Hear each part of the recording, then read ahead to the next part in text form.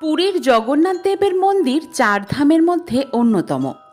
পুরাণ অনুসারে জগন্নাথ মন্দিরকে পৃথিবীর স্বর্গ বলে মনে করা হয়েছে। এটা বিশ্বাস করা হয় যে ভগবান জগন্নাথ দেবের দর্শনে মনের সমস্ত ইচ্ছে পূরণ হয় এবং সমস্ত পাপ ধুয়ে যায়। জগন্নাথ দেবের মন্দিরে উঠতে গেলে 22টি ধাপ পেরোতে হয়। এই 22টি ধাপের আলাদা আলাদা মাহাত্ম্য রয়েছে, কিন্তু তার মধ্যে সবচেয়ে গুরুত্বপূর্ণ হল তৃতীয় ধাপ। জগন্নাথ দেবের দর্শন করার পর মানুষ তার পাপ থেকে মুক্তি পেতে শুরু করে। তার কাজ যতই খারাপ হোক না কেন, সে মোক্ষ লাভ করতে শুরু করে এবং কেউ আর যমলোকে আসে না। এসব দেখে একদিন যমরাজ ভগবান জগন্নাথ দেবের কাছে পৌঁছে সবটা জানান।